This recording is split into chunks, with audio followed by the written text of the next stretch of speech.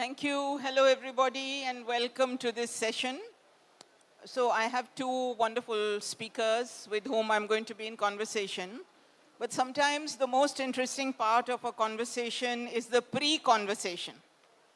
I want to tell you about the pre-conversation that was happening between my two panelists just outside of this tent while we were waiting for the previous session to finish, to which we were listening with about half an ear, because Gurcharan Das was saying such interesting things.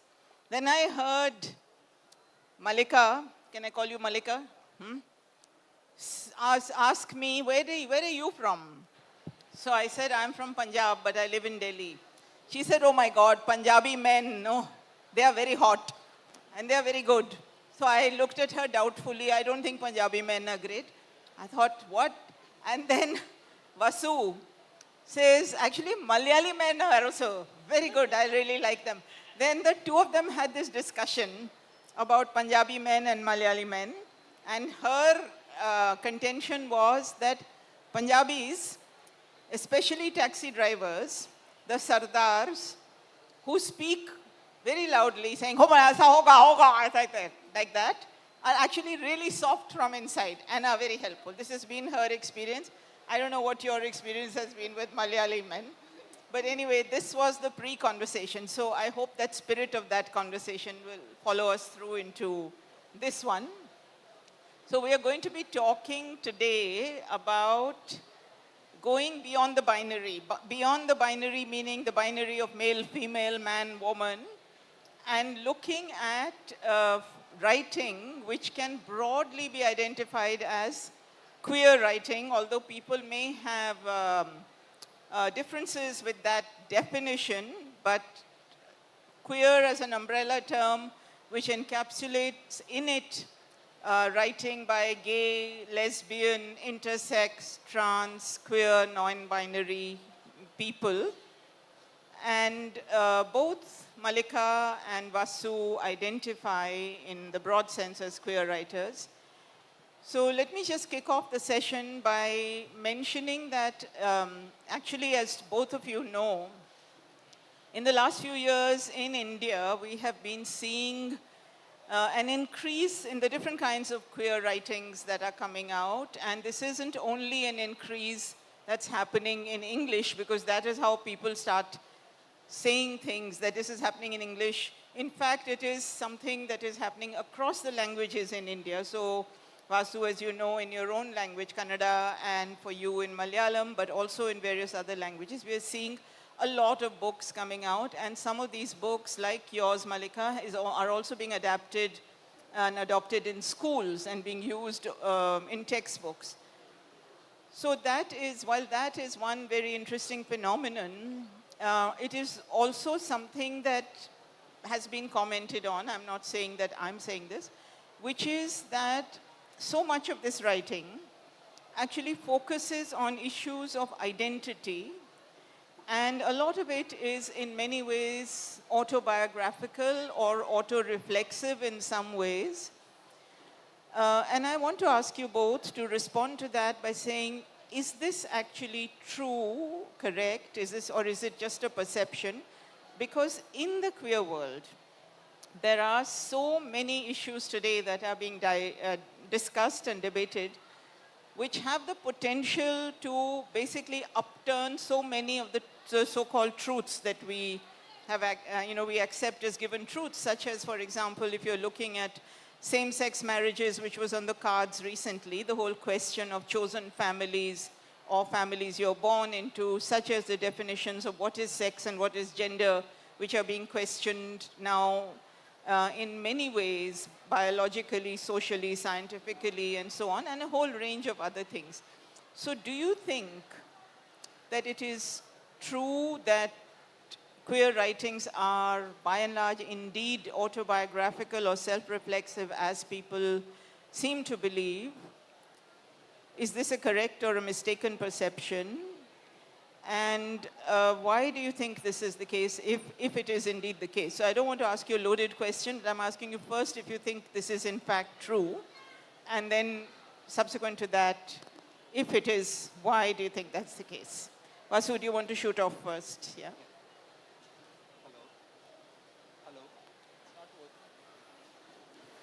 Hello. Yeah. Good evening, everybody. So that's an interesting question. When I wrote Mohanaswamy 10 years back, 2013, I wrote it in 2013. It was my coming out book as well. It was not just a fiction book which I was writing. So already I had written almost 12 books, and that was my 13th book. But it was also my coming out book. So when I was publishing, before publishing it, I just wanted to tell some of my friends, relatives and all, saying that I'm coming out with this book, I'm so and so. So one of my friend who is a professor, a Kannada professor, he doesn't read English, he won't read English, but he only reads Kannada. After hearing me, he asked me one question. Vasu, you stayed in abroad for a very long time. So I have worked, I'm a software engineer, basically software engineer. So I have worked in UK for quite some time. 4-5 years I was in United Kingdom. So when you were there in UK, did this gay virus bite you? He asked me that. So here there are two things about the Indian mentality. One, most of the Indians think that this LGBT is some kind of a disease that comes from something like a virus or bacteria, which is not. And second fast thing is, they think that it comes from outside India, only when you are in foreign and not from the Indian land. Both are wrong. Okay, so that's what is the mindset we are at the moment, most of us in India. But what you say is right. See, any new kind of a writing comes, whether it is Dalit literature, or it is feminist literature, or any of that Muslim literature, it comes with the autobiographical stories. It's the icebreaker. We need to tell our stories first. What is happening to us? What are we? How we are feeling? What are the challenges we faced? And also, what are the joys we enjoyed? So once we set up the base, then you can build the building. Afterwards, so many other things come. Suppose if a woman who is married to a gay man, she suffers a lot because of her husband, and if she writes her story, that is also a gay story. It is coming from another perspective. The movie which you have really recently, The Kadal, it's similar kind of a subject which you have. So we are at the stage of ice breaking only. That's why autobiographical elements are very high in the gay literature or the LGBT literature, whoever it might be. It is going to go beyond that. So not only just the gay subject. Because I am a gay, the way I look at this word itself is a gay literature.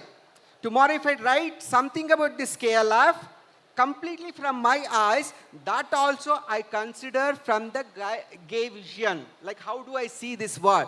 Just like the comment which is said that I like the gay Kerala man sexy, which is right.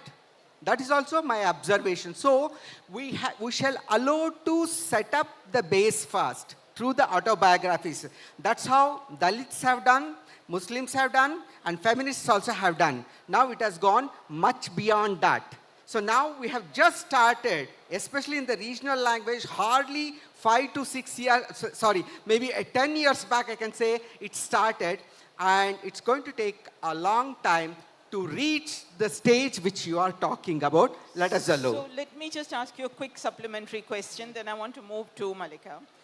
I think you're right in saying what you're saying, but this thing of building the base on which you can build the structure doesn't seem to apply to straight writers. They don't have to build any base. Because Valmiki and Vedavasa have written around 4,000, 5,000 years itself the base. That's why they have set up the base. That's all straight literature only. So you don't have anything new to be created. So for us, we are doing it now. Okay, but they don't need to come out like you need to coming out. Yeah, because people don't know what does it mean by gay. Many of them don't know. Okay, all right. So someone has to tell autobiographically what is it all about. Okay. What does it mean? Okay. So then things will continue. Thank you. Thank you. Let me turn to Mallika. Mallika, what's your take on this? Good evening, Calicut. This is actually a very wonderful question. I believe to write from our own identity is quite different. Because when I was starting writing, I could find lots of pure writers, like the so-called cis heteronormative people was writing a lot on transgender people, on gay people, and even about the bisexuality, everything. But I couldn't find the sense of identity in it. The pain of identity was not seen.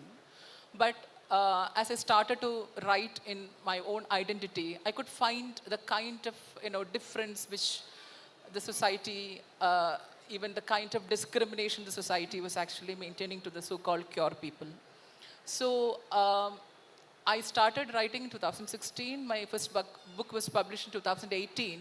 From 2018 or from 16 to 19, I was writing about more on the autobiographical, kind of poetries. But later on, I could just turn myself into the different kinds of issues which have been faced by the queer, especially the intersex and the transgender people in the country, in the society. But now what I focus is that I'm trying to write poetries questioning the agencies which make the society to think that queer people are to be, marginalized. So the politics have completely changed. But even then, I believe most of the poems or most of the writings might be autobiographical because it's the kind of society that we face, the kind of injuries that we face are really which has to be put forward. And what I believe is that we are actually looking forward for a very gender diverse society, and all the queer writers are trying to lessen the distance between between the discriminations and equality. So for me, it is always a happy, it is always a joyful, it is always a cheerful time to write poetry on my life and also about my siblings, whom I believe to be the queer family. Just want to add something. Just it's not that we write only the queer thing, right? No, no, no, So no. I have written 15 books. Out of 15 books, only one book is about the queer subject, about my personal life. But all the other 14 books are totally different subjects, starting from software engineering to my village life to all historical things and all. And very interestingly, my other books have sold much, much higher in volume than this book, Mohan Swami. Okay, thanks for bringing that in because it's important to know that you're writing other books as well. Is it a constant pressure to feel that you have to put yourself out there, that you have to come out, so to speak? Because it's not a pressure that, let's say, a straight writer feels. You might, as a writer, feel a vulnerability in putting yourself out in the public. When your work travels from your heart to your reader, there is a vulnerability on how the reader will receive it. But is there a different kind of pressure on you as a writer? Because this kind of literature, the kind of language that we had, was really insensitive while addressing the queer people. So it was, I believe it was a moral responsibility of a queer poet to bring out, to make new words, which is sensible and which we feel that it's quite good while we represent ourselves. The language is, especially the vernacular languages that we have in India, is purely insensitive and it's doing lots of injustice towards the queer and the marginalized people. So it was always a challenge to tell that this is not you see, there is a difference between what we look and what we see, right? So they might look in their own perspective, but our perspective is different, and that perspective have to be brought out to tell the world that there is a reality which is beneath this. So of course, Malika, I have another supplementary question to ask you then. Sorry. Because you mentioned language, yeah, when you're breaking new ground in writing, you're often creating, forging, coining a new language. yeah. Do you find yourself doing that? Or perhaps the question I'm asking is the existing language which did not accommodate feelings, your lives, whatever, is that adequate? The issue actually is on the kind of, society that we have, which focus on binary. So we could find that all the things are only for the binary people. But when we compare it with the life of a transgender or an intersex person, even though born as a human being, we are not getting the equal rights. And this language has actually created a kind of bound in the in the way we are actually, representing ourselves, and also in the denial of rights. So I believe it is a kind of, activism, or, fight, whatever you told, or whatever you think, as a part of bringing forth the kind of equality. We speak a lot on equality, but I believe, how can we go to equality before, as we don't have a justice? As we don't have a gender justice, how can we fight for equality? So everything is interconnected. The only thing is that we are not actually different people, but society wants to blame us for being homosexual, or being a transgender, or for being an intersex. So we have to tell the society that it is not a problem, it is a reality. It is it's not a difference, or it is not a disorder. It is a reality. Vasu, do you have something to add to that? I can see that you're wanting to add. Yeah. First thing is the terminologies when you are talking about. See, for me, the binary itself is a wrong terminology. The sexuality and sex and the gender things are so complex, it cannot be looked at the 2 dimensions. It needs 3 dimensions. It's so complex. Every time when I inquire with their choices, their likings, their gender representation, everything, it's so complex. You don't assume that it's just a 2-dimensional, 1 here and 0 here and in between that. It's not. It is 3-dimensional, or you can call it as multi-dimensional if you want. So that complexities. And as far as the terminologies and the lingo is concerned, really we don't have much. Because I write in the regional language, means Indian language, Kannada, I write in Kannada. When I was writing, we don't have equivalent terms for, say for example, gay, queer. We are trying to coin such words. For example, Salinga Premi, Salinga Kami. So using some Sanskrit words, we are trying to coin them, which is not directly the same as what a gay is, what a queer is. And we have very, very limited vocabulary. For example, in gay word, the top, bottom is very commonly used. Okay? So, but we don't have terminology in Kannada, and how to represent that, we don't know. Why is it so? It's very clear, clarity is there. The terminology gets generated when society starts speaking about a particular subject. Our Indian society have always hidden the gay and lesbian issues under the carpet. They never discuss these issues. When public openly do not discuss on some issues, there will not be any vocabulary on that particular subject. Interestingly, we have better vocabulary with the trans community, because India has always accepted the trans man, especially the trans woman, not the trans man. So trans women it has accepted, so they have a presence in the religion, they have a presence in the society, they are seen everywhere. That's why even the government is much softer towards a trans woman than a gay and lesbian. Right? So that is what kind of a stance we have. So terminology gets created only when we start talking about that subject without any shy. So we need to talk. So which we are not doing at the moment. But as a writer, I feel it is my responsibility to coin new words and introduce to the people.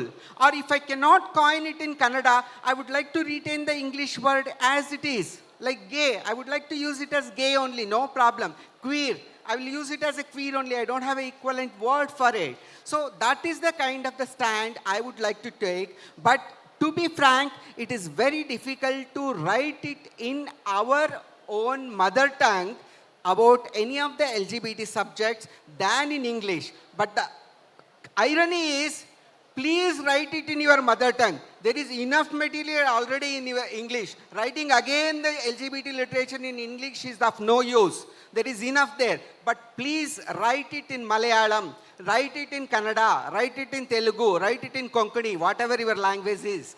Writing it in the mother tongue is the need of the day, because only 5% of Indians can read English. Other 95% can read only the Indian languages. We should be very much aware of it. Yeah, that is actually so interesting, the points that you're making, because one about the politics of language and how language has to adapt to the realities around it, and then the responsibility on you as a writer to actually choose that language, coin the word, and the dilemmas that accompany that. What do you do? Do you use the English word? Do you use your local language word? And so on and so forth. For you, how does that work, Mallika? Do you... Vasu was trying to tell that English has got nice words, right? You were trying to tell that English has got wonderful words, right? There are words. Whether nice or not nice is there different. Is an irony. There are some words. There is an irony. irony. In Kannada, we don't have. Let me just share. Mostly trans people are called as third genders, right? It has been called so. So my question is to women, the so-called cis hetero women. Okay, we are third genders. So what is your chronological number, first or second? But I think... Okay, second thing, if it is first, see, India became independent before 76 years. And for the past 76 years, you have been speaking about women emancipation and women empowerment. Why? Why? Can I respond to that? Yeah. So I think your question is a valid one, but I think it's not India's women or feminists who are defining India's trans people as third gender. The third gender category is a state category. It's and a it is a state category which transgender people, many have also rejected and many have accepted. And Many it's a have complex accepted, thing. but many women still address the transgender people as third gender. But they may not necessarily be representative of all women. There will always be differences of opinion on It's that. like, and similarly, I'm sorry, I'll stop after this. But similarly, also the categories of emancipation and empowerment are state categories. It is the Indian state that started talking of women's empowerment. As a feminist, I reject that term. Third because gender. No, third gender, yes. Yeah. I mean, but I don't, you have the right to choose what defines you best. I can't decide that for you. But empowerment, women's empowerment, is a government term. Any government will use it because they think they can come in and say, okay, we'll give you a stove and you will be empowered. It's a load of nonsense. That's not what happens. Nobody who's involved in the women's movement in this country will use that word, because they reject it. No, the actual irony is that, like, you might call me as a transgender because I'm just a guest for you. But if you have a child, or if you have a son or a daughter who come out as a transgender, you might not call as a third gender. That is the irony in English that we face. Yeah, but I slightly try to differ, because if there is a respect and the sufficient rights associated with the term third gender, it's okay, it just becomes a term for me, because queer is not a good word. Queer itself is a wrong meaning actually. Queer means someone who acts vague, kind of a thing. That's the word which is there. But it has been an umbrella of representation for us that we have accepted it. So what we really require is we give the rights and the respect. You call whatever the name. Afterwards, we can change those names and other things. First, let us focus on getting our rights and the required respect. So that is primary for me. And these nomenclatures, we can work it out a little later. Okay. Might be okay. Now we are going to let but Mallika when it's finish. translated to the vernacular language, it becomes utter No, bad. it gets improved. Day by day, it gets getting improved. Stop. Yeah. We have to let her finish saying what she's saying. Yeah.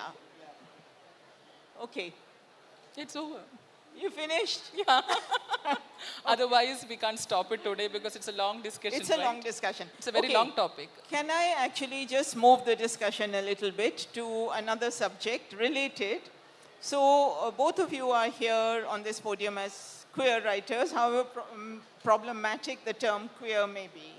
And we've spoken about the need for writing about identity, coming out, speaking, laying the ground for building the construction or whatever it is you build on top of it. Let me ask you a different question. Do you think, and Mallika, I'd like you to go first, only queer writers should write about queerness and queer identity and issues, or can it be anybody? Okay. See, while we think of a critical writing, we should look about the non-queer writers who write on this issue. But as I said earlier, writing from own identity is quite different. But I believe now there is a time when there are lots of discussions happening between the queer and the non-queer writers, which obviously pave ways for the queer writers to be more sensitive while they write about the queer people. It will take time. It will take time. It is not the problem with the non-queer people. It is a problem how they will be conditioned about the binary or the hetero-fascist behaviors. I'm so proud that I have contributed around 10 new words in Malayalam language to represent the issues of queer lives. And this was the first English word which I could coin, that is heteronormative fascism. I believe you can accept that. Even today, if a trans woman is getting married to a cisgender man, the society is very curious about what is happening in between them in the bedroom. Right? The same thing is happening in a hetero family, and the wife is called as a proud wife, but the same trans wife or the trans woman is called as what? Unnatural. Unnatural. So that is a kind of scenario which we are actually facing. So we need collectives, more and more collectives from different kind of languages, different kinds of struggles which have to be documented. I believe there are a lot of queer people sitting here. This is my hard request to you, that we have a society which is highly progressive and which is highly regressive. My dear queer friends, sit down and document your own lives. That is very important. We don't have proper archives in India to depict the lives of, the histories of queer people. So this is our moral duty to sit down and document our lives. Thank you. Yeah, thank you for saying that, because I think actually, and you can see from the applause, that is really important. I'm really glad you said it, because unless those lives are articulated and documented, we are going to lose a whole history. Yes. And there are a few queer archives, as you know, in India. Very less. But just maybe 2 or 3 only, There's Shobna's trying to run one, there's Sappho, Kamra, there are just a few of them, not very many more. So I think that's really important. I'm glad you said that. Vasu, you want to come in on this? Yeah. See, finally what we are writing, if we talk about the literature is a creative work. Anybody can write. It doesn't mean that if it's a queer literature, it has to be written by only the queer person. Anyone else, it could be my brother is a gay. If someone writes, that's also a very good queer book only for me. Because if we start saying that only LGBT person has to write the LGBT literature, tomorrow feminists will come and say that only feminists have to write women characters and no one else should write any woman character. So how do we handle them? So there is no other way. So even if it's acting, many people come and tell that if it's a queer personality in the film, only the queer person should be given an opportunity to play that role. But tomorrow, if he is a very good actor and if you restrict him only for the queer and nothing else, no other role. It's an injustice. So finally, it's an artwork, the creative work is we're talking about empathetic writing. So I become empathetic on your condition and I try to experience that and then I'm going to bring it as my character. So looking at me, someone else can write a gay character in their novel. I don't have any problem. Anyone can write. So only thing is authenticity, or if you are a documentation what she is talking, this should come from us. If it's a proper documentation of what a gay life is, what a LGBT life is, the trans life is, or intersex life is, that those people have to write documentation. That is a proper material which should be required for the reading purpose. But as far as the creative writing, anybody can bring a gay character, a lesbian character, a trans character. They have got a freedom to do that one and we welcome that. I would welcome everyone else to write about us as well, the way they see us. It's okay, perfectly okay. Even if it's a homophobic, you are very much afraid of your friend because he touches you inappropriately and you want to express that fear. Please write it down. Actually, thank you again. I agree with what you're saying, but I think there's many questions there. And I have one more question I want to ask you before we open this up. I think we should give a little more time for questions. So, but the reason partly I asked you that was because while you're right in saying anybody should write anything and there should be no restriction on X not being able to write a Y character or a Y story or whatever, but still there is a political point to be made. For example, I am a feminist publisher. Why do I do feminist publishing? Because I felt that in the literary world, in the world of writing, women's voices have been silenced or marginalized or are invisible, unheard. Therefore, I will privilege women's voices. I will not publish men writing about women. Why? Because men have held that space for so long and have dominated it and have not allowed women's voices to rise. So the theory about the freedom to write whatever does not apply there because it is a political statement. In the same way, I think when marginalized communities start writing and find a voice, it becomes very important for that voice to rise up and for it not to be appropriated by those who are much more articulate, who have the power, who have the access, who have the privilege, and all of that. So in a sense, I agree with what you're saying, but I think it's not so clear and simple because there are a lot of internal issues. And if you're going to respond to that, only 1 minute because we have one more question. No, just one answer. See, if there is some power and money associated with taking particular role, then all what you are talking about will come into picture. No one is publishing gay literature and LGBT literature. So I don't have any power by becoming only publishing the gay literature or lesbian literature, or I don't get excess money because of that. So I welcome everyone to join in hands and write whatever they feel. In your case, like feminism has already made waves and there is a lot of big support for that and both power as well as money is there. So that's why the statement from you, it's coming like that. For me, it's not. No, there was no money when we started 40 years ago and there was zero power. There's still no money. There may be a little bit of power. I don't know why someone should not write. Because I can tell from Kannada, and it should be the case with Malayalam also. In Kannada, the best women characters have been written by men than women. Most of the very, very interesting and powerful women characters have been written by men. Okay. It's not Let's get have into that the debate on that. We'll have that debate when we have Kannada women writers on this stage. Right now, you're alone. Okay, Mallika, do you have anything to add to this? Who has the right to write about whom?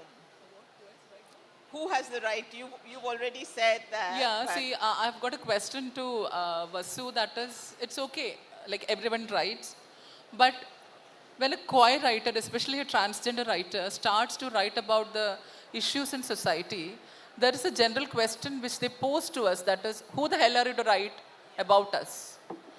I have been facing this for the past many years. Do you have any answer for that? No, definitely. See, that's why I'm saying everyone should come forward and publish your writing, isn't it? Now it's a question of reserving only for us. See, we are not saying that. If you want to write trans and publish it, please do so. I don't think anybody's disputing that. I Yeah. think we're just saying it's not as clear cut, that there are complexities. But I don't think anyone's disputing that. Let's move on. Yeah. We have 23 minutes. I have one more question to ask you people. Both of you, there is a way in which the discourse on queerness, queer identity, living a queer life, being who you are, has moved also, it's there in writing, but it's also entered the other domains of media, of cinema, and so on and so forth. Yeah. What do you think that's helping to open up the space, or is that still just a caricature, or is it helping, within quotes, to normalize? What do you think of this development? It's not normalizing because I have got some kinds of disagreements with a few kind of words which we're using. It's not all men are problematic. There are some gay men, very good. There are some non-cis guys. So when we are using such words, we have to be quite more, again, sensitive. No, my question was about media, queer Media, stories. see, the process of, it is in fact in the, media, not only just media, like every sorts of life is on its journey of accepting all the realities. So obviously it will take some time. But now, I believe there are two, as there are two sides of the coins, obviously there are two kinds of, approaches which are happening. There are lots of marginalizations, there are lots of bad depictions in movies, in cinema, even in the, programs or any other channel issues and all. But still I believe I'm actually looking forward for a world which could understand, which could accept, and which could, actually understand the actual issues and stand together for gender justice, and which could fight for equality. The only thing is that, the only gist is that we will have lots of issues. That's true. But obviously, there's a time when we could believe, or we could understand, or we could articulate that everyone are equal. Vasu? Yeah. All art forms have to come forward to represent the queerness. Okay. Considering the literature, they are still in the nascent stage. Okay. Now, from past 2-3 years, I'm seeing better films which have been more honest and more supportive and more empathic to the queer character. First, which came in Kannada only actually. The book written in Tamil, Smiling Vidya wrote that book in Tamil, and our people made a Kannada film based on that one, and it won the national award. So Sanchari Vijay won the national award for that particular role. So that kind of a healthy characters have to come more and more. More than that, I want the celebrity peoples, whether he is a film director or film star or a hero or a sports person, first to accept his identity. If he is a gay, let him proudly say that I am a gay and still a sports person, which doesn't happen in India. Not a film star. None of the film stars have come forward till today to represent themselves what they are, their sexuality is. First, that also has to happen. So even in Kannada, what had happened before me, it doesn't mean that there were no gay men in Kannada literature world. There were many, but they were afraid of writing and telling the truth. Maybe the time was not right for them. It was not ripe for them. In my case, things were better during when I wrote it. So that's the case it is. Whether it is drama, whether it is the folklore, whether it is going to be the cinema, anywhere it is. So we need to find our representation and let them portray our life. So absolutely good, but it is very, very nascent stage at the moment. Let us hope it will be better down the line. I've got a point to add. That is, if a director is doing a movie on a transgender or an intersex person, please give that opportunity to that transgender artist, because we are actually finding lots of cis hetero heroes acting. They're getting lots of awards. They're getting lots of stages, but the real life is far, far away. And one more thing is that, I think most would have seen the movie called Randa Penguttigal, which was released in 1979. And we all know what they have done with the climax. Nowadays, we are not able to do that because we have a very high social media hype, which could call out all these issues. So please make use of the, right stories, right representations, and right rewards. Okay, that's a great note for us to open up to questions. Just in the interest of full disclosure, I quickly want to say that the reason I was so interested in the question of who should write about whom is because I'm also struggling with this myself, and I'm writing or have written the life of a trans person who was my friend of 22, 23 years. And the question is, should I be writing about her, or should somebody who is trans be writing about her? Does 22, 23 years of friendship trump sharing the same identity? It's a complicated question. I haven't found an answer for it. But I'm trying to get some clarity from these two. Sorry? Let's take questions. Okay. Let's see. So we've got a few minutes. Do we have any questions? I'm going to ask if we can take 3 questions at a time. The 2 writers can respond. We'll take another 3. So there are 2 hands I can see raised here. Good evening. Myself Veena. I'm a research scholar. I'm doing my research on queer studies on Urvashi Ghosh movies. So first of all, I have a small dispute with your last statement that there is no any film actors that came out of, because Urvashi Ghosh is one of the first gay icon in movie industry and very popular, internationally acclaimed. So my question is, an open question anyone can answer. It's that when we are saying there is an idea that sex is biological and gender is societal construction, and other is the biological construction. So when we are saying queer as an umbrella term, there is also a term called gender fluidity. So according to your subjective opinion, how do you vision this term gender fluidity? And also another question is that, sticking on to the statement that I have said, gender as a societal construction, is it okay? Do you think that currently in this contemporary society, there is a space for a very revolutionary statement to say that everyone is gender fluid? Thank you. Thank you. I will just have a very, small answer for this question, because you told gender is a social construction. Gender is a social construction only in sociological text. That is a reality. Good for you. Gender is what you perceive about yourself. What I conceive about myself is my gender. I believe there have to be lots of symposiums, lots of discussions which have to happen, because this is a theory which has been floating up. This have to be articulated to the textbooks. It will take some time. I think he can give more answers to that. Yeah, I'm not allowing you to answer because I want to take 3 questions. Sorry. There was a question there. Yes, please. Yeah. Can you keep it short, please? Yeah, of course. I'm just wondering about Mallika's experiences with being trans in the publishing industry, and kind of, because part of that problem has been getting access in the first place, and the experiences inside the industry that prevents that sort of writing from being produced. Thanks. Thank you. There was somebody this side. Someone had a hand up. Yeah. Can we take the mic there, please?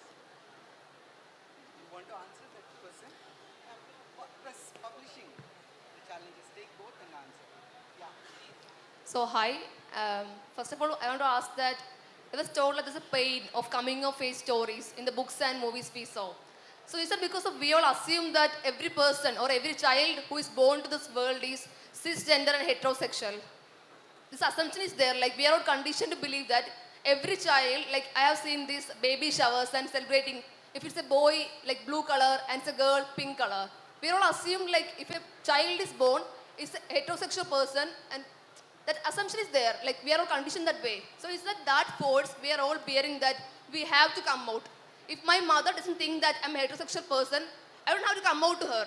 There's no force in with me to come out to her. And also I have one disagreement in that opinion of like calling straight people. It's actually like straight means other all identities have some other bent kind of. So calling straight is, it's a very unpolitical term for me. So heterosexual can be called, and straight terms actually means a bent for some other identities. That's it. Thank you. I have got a poem which was published in 2020 in my first English poetry collection that is highly close to the statement what you made. That is, the title is Newborn. The newborn is neither a male or a female. It is a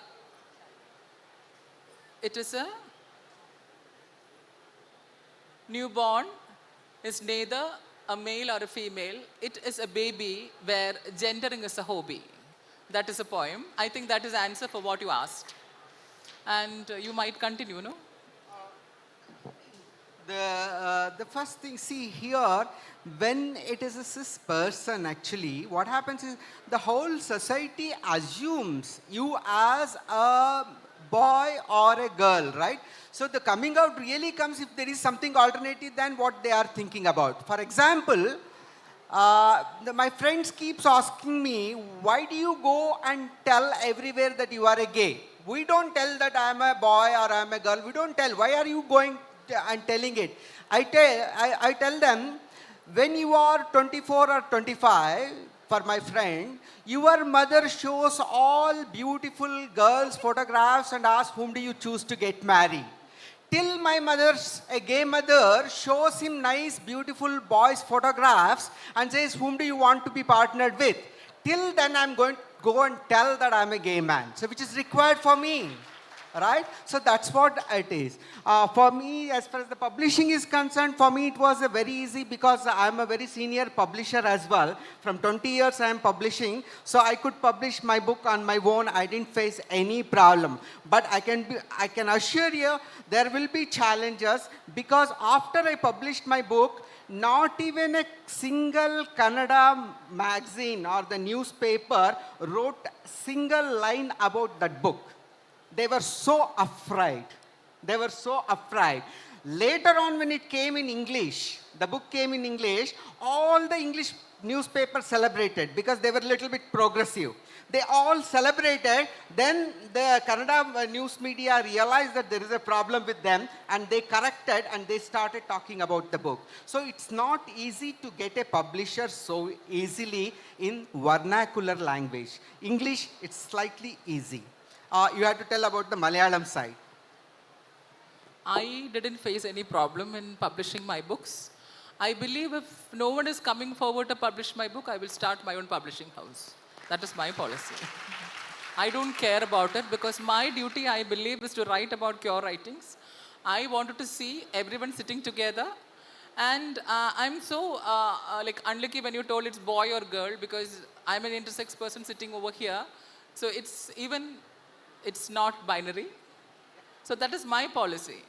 And if I don't have people to read, what I will do? I will continue that. My life is to write. Anything else? Any other questions you have? Do we have other questions? Is that a hand One at hand the back? is there. Yeah, we'll ask.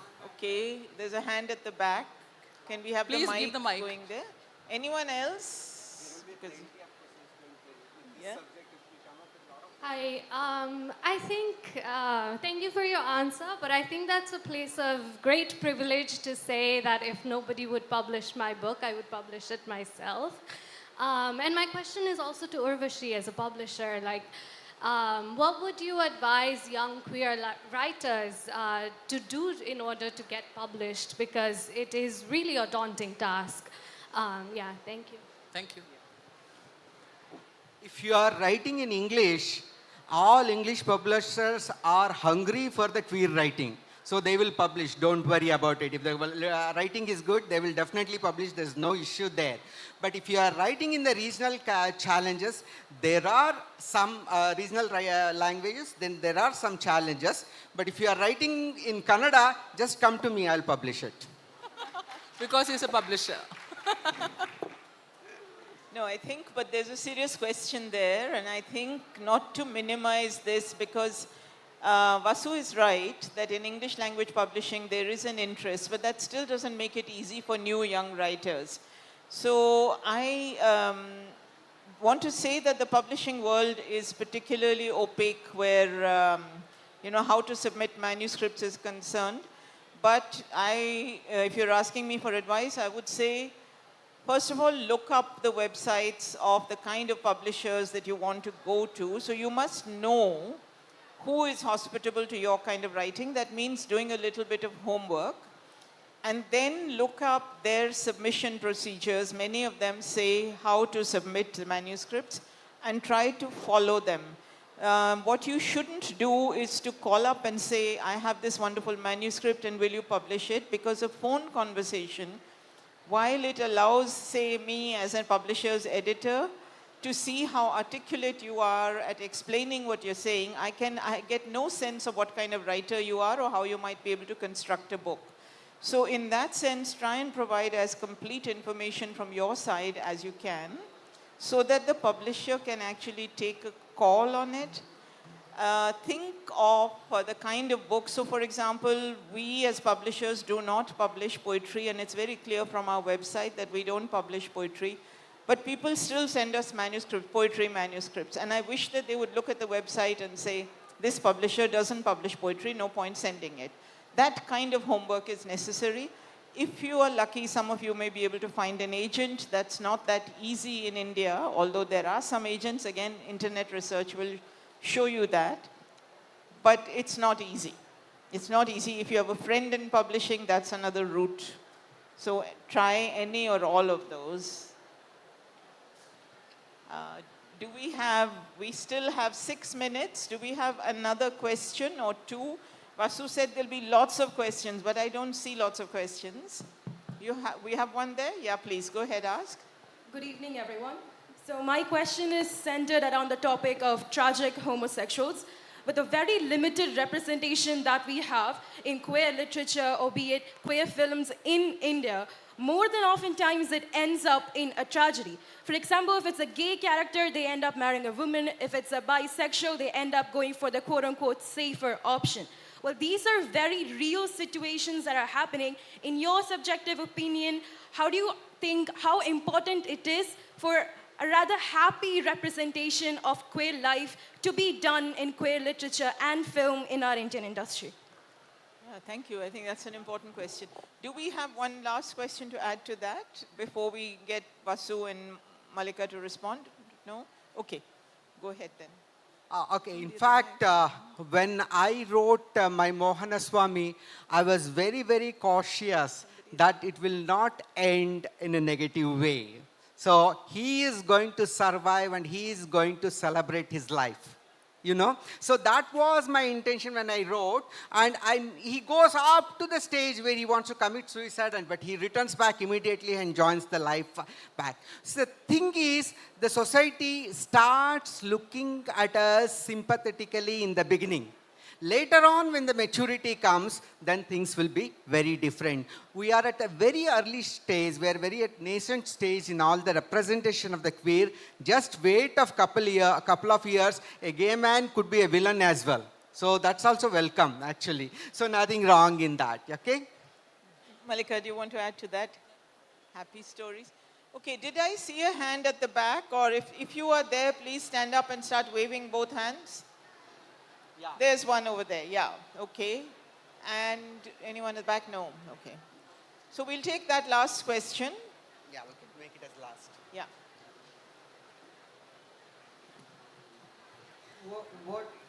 What is your opinion on gender and gender representation in movies, especially in films like the recent movie called Animal, where women were degraded And what is your opinion on such movies? You want to comment? So, I have seen The Animal actually. So it's a commercial film of its own gender, okay? So its own genre. So that is not to be taken as an idealistic representation of anything, right? So we need to ensure that our value systems is intact while creating our own world. But what scares me is when animal film gets such a huge appreciation across India. They're our own people. Why are they liking it so much? Also, the question comes. So, gender equality is the basic value system which we all should have when creating any of the fiction or any of the creative world. But that gender equality is not there in the society. Someone who is observing that society is representing, is reflecting what is seen in this. So such kind of animal kind of films also comes into picture. Yeah. So it is unfair to represent whether a woman or a man in a degrading way, or it could be a LGBT person in a degrading way in a particular film, which is not right. Okay, thank you all for your questions. We have a minute and a half, actually 2 minutes. I'm going to close or ask Mallika to close by reading 2 short poems of hers. So Mallika, please. The first poem is Dad is a Bride. Once Dad left, legs of the chair grew fail. Whoever sat on it fell down. As Dad turned up as a bride, I didn't know how to address Dad or Mom. Neighbor told to call as aunt. Mom asked to forget the chapter. Is it mandatory that a wife should be a woman? I don't know. Please tell me. Second is self-slaughter. Self-slaughter.